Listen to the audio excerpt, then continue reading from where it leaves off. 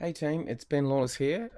I'm going to show you something, a really awesome use of AI and a little tweak that you need to do basically to get it to do what you want pretty well. So, you probably all heard of assessment rubrics. It's a really common thing that teachers use to assess student work.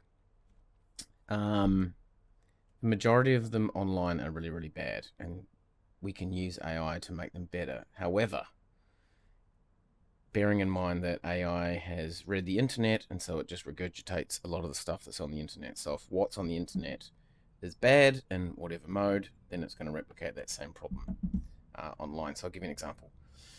So I teach history, so maybe I want an assessment rubric for history essay, right? So I go assessment rubric for history essay, boom. And I'm going to get something which is rubbish. Now, if you don't know a lot about it, assessment rubrics, you might think this is good, but I can assure you that it's not at all.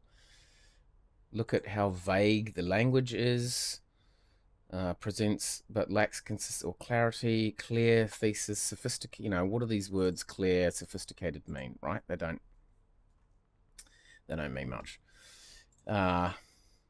I work at a place called the Assessment Research Centre that's developed a certain way of writing rubrics. They're called developmental rubrics, and you can train a thread in chat to write rubrics in that way. So I'm going to show you a prompt that I have developed.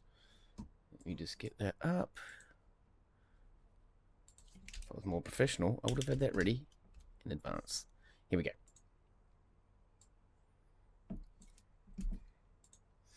If you want to get a prompt, if you want to develop a prompt like this yourself, then what you need to do is go to a website called reliablerubrics.com, and you click on the guidelines, rules for writing quality criteria. There's a list there. Yeah. This is a website designed by the assessment gurus at Melbourne University. Anyway, so I've got a prompt based on those rules. I'm going to paste that in. And it's going to have a go at doing it, right? So I've fed in, so all of the rules here, there's, what is it, like 10 rules for writing quality criteria. That's my prompt, all of those rules. What you'll notice though, is it still doesn't do it right. I want it in a table. And what we've got there is just 10 random statements. So we still need to keep training it, right? So problem with large language models is that they try to take everything, they try to take too much stuff into account when they are using language to generate something from a prompt. So you need to massively narrow down what it does. So let's have a look at this thing here. Right. So what I want to say is, so I've trained it that when I type in DR, it will generate a developmental rubric, but that's still not the format I want, right? So I need to keep talking to it. So let's say for a DR, take the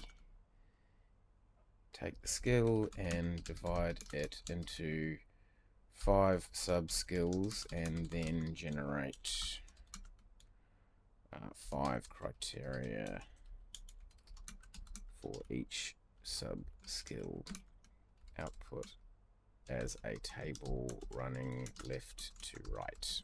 Let's see what that does. A huge thing about AI I found is just trial and error, right? I mean, you can be the most amazing prompt writer in the world and you're still going to get garbage. So I would, for me personally, rather than trying to write an amazing prompt, I would just keep doing trial and error until you eventually get what you want. Once you've got what you want, you can then go back and say, okay, given all of the extra prompting that I gave you, how would you now write a prompt so that I could do that in one go, right? What you'll notice here is it's not following any of the rules that I just gave it, right? So one thing I specifically said was not to use negative language. So, and when I've in the past discussed this with chat and I said, how come I need to repeat all the rules to you? She says, it's really hard for me to follow lots of rules at once. So often you've just got to remind them. Okay, so let's go.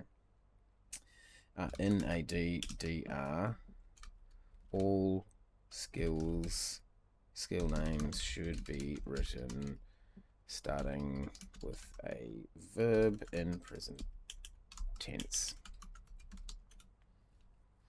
And we want to think about computational thinking as well, right? So she gets confused when you try to give her lots of instructions at once. If you can start thinking a bit more like a computer, like tiny little steps, and get her to do the steps one at a time, then she's going to do better. That's not, I didn't want the ing form of the thing, did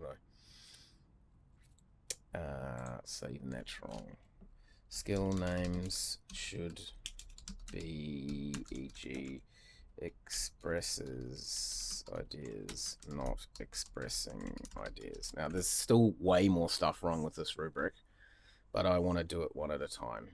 Otherwise, she's going to get confused. Okay, so we've at least got the skill written correctly. States a thesis, yeah. Good rubric should start with a verb, I believe, because then it's telling the student exactly what they should be doing. What have we got? States a thesis, uses evidence. Yep, that's good. What you'll notice here, though, is it's got negative language. Okay, remember not to have any negative statements in developmental rubrics. Redo. Boom.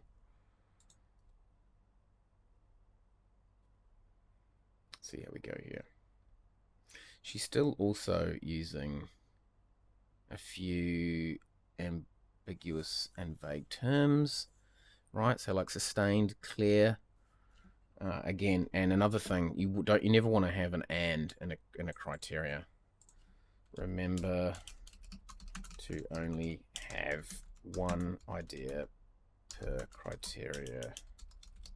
There shouldn't be, e.g., and. Now, my hunch is that if I did this from scratch, if I just did it all one at a time, would have been a lot better. Here, let's have a look how we go there. This is good. Yep. So there we go. Just compare how much better that rubric is to the one that we did at the start. Yep. These are really, really hard to mark with. This one here is good. Now you've got that thread, keep that thread. It will get worse over time, but if it does, just go back up to where the last time it generated something good and trim the thread so you go back in there and then adjust it there. And that's how I use AI. Hope you enjoyed it.